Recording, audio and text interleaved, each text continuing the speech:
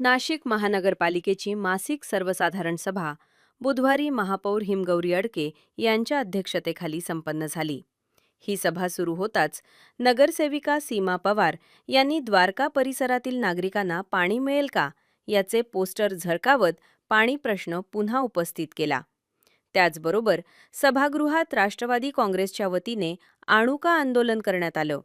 यावेळी सभागृहात अनेक महापुरुषांचे फोटो असून त्यात आद्य क्रांतिकारक राघोजी भांगरे आणि अण्णाभाऊ साठे यांचा फोटो नसल्याने हा फोटो सभागृहात लावण्यासाठी राष्ट्रवादी काँग्रेसच्या वतीने महापौर आणि आयुक्तांना राघोजी भांगरे आणि अण्णाभाऊ साठे यांचा फोटो सप्रेम भेट देण्यात आला. दरम्यान यानंतर सभेच्या कामकाजास सुरुवात करण्यात आली. मागील सभेचं इतिवृत्त मंजूर करण्यावरून सदस्यांनी आक्रमक भूमिका घेत गेल्या 4 वर्षाचं येथे वृत्त सर्व सदस्यांसमोर मांडावा यासाठी फेतपत्रिका काढण्याचे आदेश महापौरांनी दिले असून हे इतिवृत्त दुरुस्तीसह मंजूर करण्याचे आदेश दिले. याचबरोबर कुंभमेळ्याकरिता जागेचे सर्वेक्षण दर निश्चितीचा विषय सदस्यांच्या विरोधाने मागे घेण्यात आला. दरम्यान नाशिक महानगरपालिका हद्दीत 24 खेडे असून या खेड्यांना विकास निधीसाठी उपलब्ध करून द्यावा या विषयावर ग्रामीण भागातून येणाऱ्या सदस्यांनी निधीची तरतूद करण्याची मागणी केली. यात प्रामुख्याने दिनकर पाटील यांनी हा विषय महासभेत मांडत विषयाला वाचा फोडली. यावेळी अनेक सदस्यांनी खेडे विकास निधी वाढवून द्यावा अशी मागणी यावेळी केली.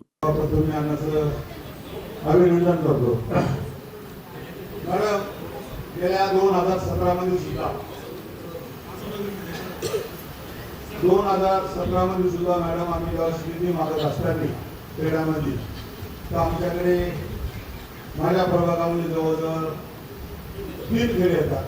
पाथर्डी गाव, गाडेगाव, पिंपळगाव आणि काही भाग जवळचा सुद्धा येतो. पण गेल्या 2017 ते 2026 पासून तिकडची अवस्था अशी झालेली आहे, ना पाणी ना रस्ते.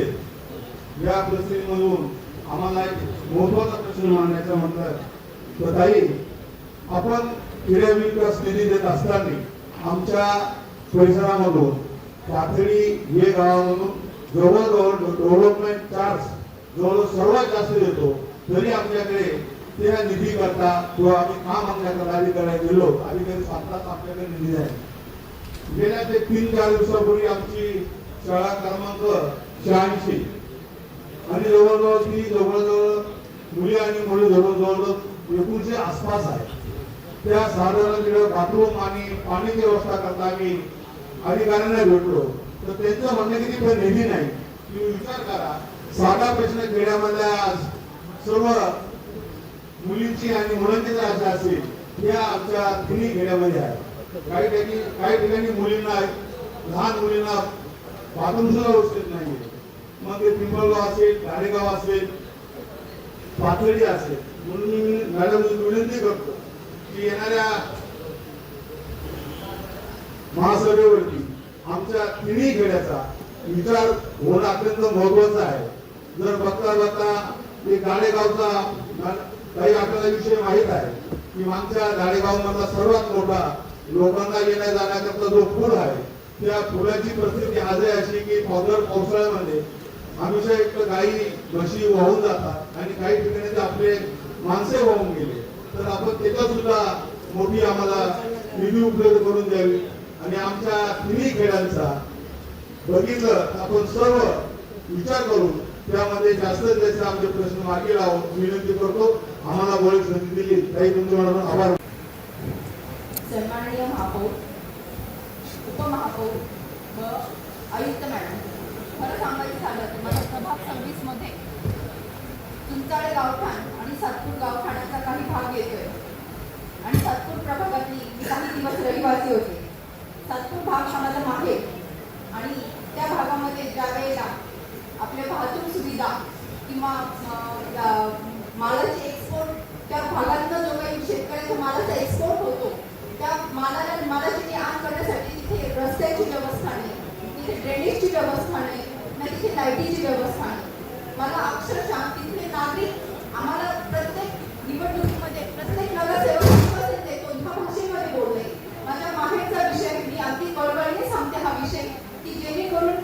बोलतात की नाही का तू तरी काहीतरी कर आपल्या सातपूर प्रभागासाठी. त्यांचं म्हणणं असं आहे की आपल्या ह्या भागामध्ये ऍटलिस्ट रस्ते, लाईट, पाणी याची व्यवस्था व्यवस्थित व्हावी किंवा ड्रेनेजची व्यवस्था व्यवस्थित व्हावी. आणि त्यासाठी जो आपल्या नगरपालिकेने जो निधी पहिले मिळायचा नगरपालिका महानगरपालिका शहराच्या अंतर्गत, पण आता तो निधी मात्र बंद केला आहे. त्याची तरतूद पुन्हा करण्यात यावी असं मी तुम्हाला विनंती करेन. धन्यवाद. सन्माननीय उपमहापौर, सन्माननीय आयुक्त, सन्माननीय पत्रकार बंधू सभागृह, मॅडम, मी चुंचाळे गाव प्रभाग क्रमांक 26. तर आता सर्व बरेचसे सभासद, सर्व सामान्य सभासद हे खेडेगावातून आलेले आहेत. आज महापालिकेचे 24 खेडे समाविष्ट झाले, त्याच्यापैकी एक चुंचाळे गाव सुद्धा समाविष्ट झालेलं आहे. आमच्या प्रभागात चुंचाळे परिसराबरोबरच सातपूरचा मळे परिसर येतो.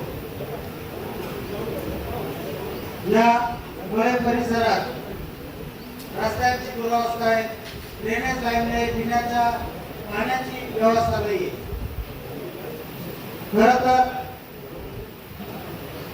82ला महापालिकेचे 24 खेडे जेव्हा समाविष्ट झाले, बऱ्याचशा सुविधा देणं महापालिकेला क्रमप्राप्त होतं. कारण नागरिक, मला वाटतं शेतकरी सर्वात जास्त वेळेवर टॅक्स भरताय. परंतु साधी माणूस मेल्यानंतर स्मशानभूमी सुद्धा असू नये असा आमचा चुंचाळे परिसर.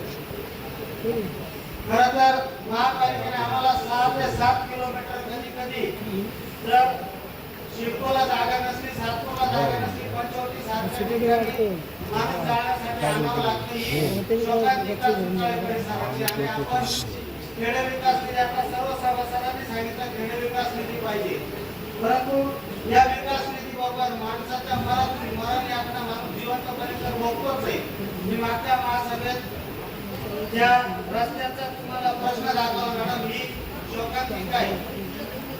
ते एवढ्या बातम्या तर आपल्या छापून येत आहेत, हे दुर्दैवी मला म्हणजे भाग्यशाली न समजता दुर्भाग्य आहे हे आमच्या परिसराचं. मी मागच्या वेळेस एकच मागणी केली होती की लोकांचा जीव भेटीस धरू नका आणि लोकांना काही अधिकाऱ्यांना विनंती केली होती साहेब, लोकांचे ये जा दोन्ही वसाहतींना महापालिका म्हणजे इंडस्ट्रीला जोडणारा हा एकमेव रस्ता आहे. या रस्त्याला आपण कुठंतरी ठेकेदाराला सांगून लोकांचा जीव सुरक्षित राहील याची व्यवस्था केली पाहिजे. काल 7 वाजता अपघात झालाय. चुंचाळे पोलीस स्टेशनला तुम्ही फोन करून विचारू शकता. दरवाजे संपूर्ण आंबोली रोड आहे, तिथे एक ट्रकने 2 मुलांना उडवले आणि ते वक्रपुर हॉस्पिटलमध्ये ऍडमिट आहे. मला सांगा याला जबाबदार कोण?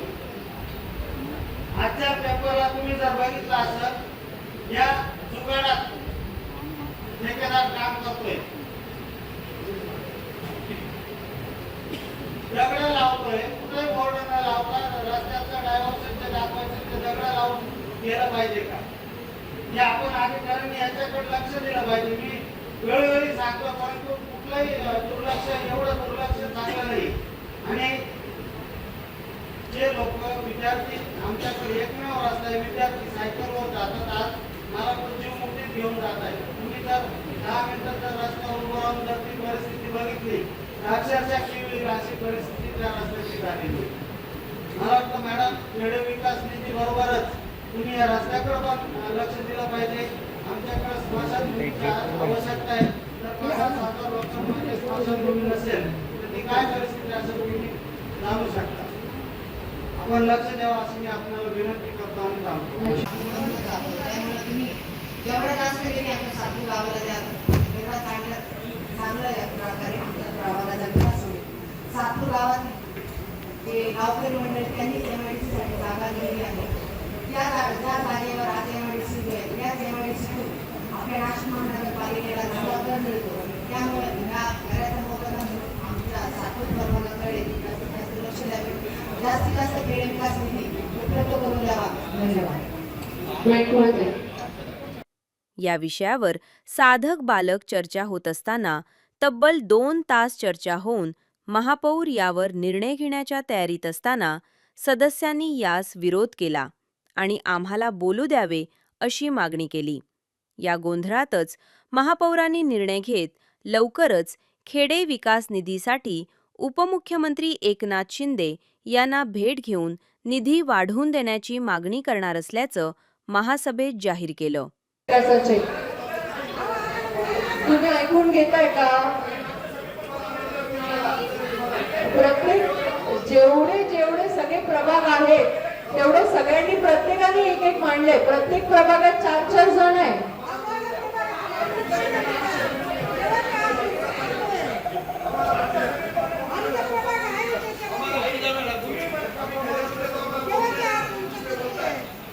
कोण दुसरे बोलले?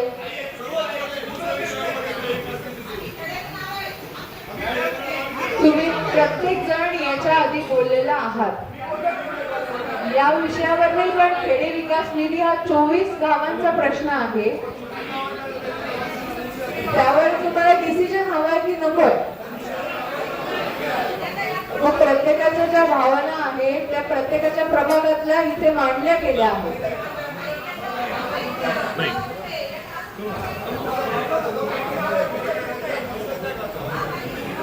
तुमच्याकडे प्रभाग फिरलाय मी, त्यामुळे तुम्ही इथं बोलू नका आणि तिथे त्यांनी तुमचे मुद्दे मांडले.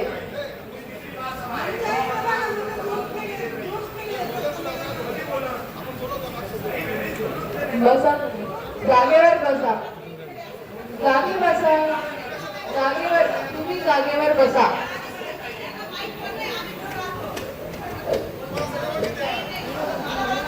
तरी तुम्ही सिनियर आहात, तुम्ही आधीपासून प्रभाग तुमचा एकच आहे. बसा, जागेवर बसा. इथे निर्णय, 1 मिनिट थांबा. इथे तुम्हाला खेडे विकास निधी हवाय की नको हवाय एवढं मला सांगा. तुम्ही जागेवर जाऊन बसा. तुम्ही सर्व जागेवर जाऊन बसा.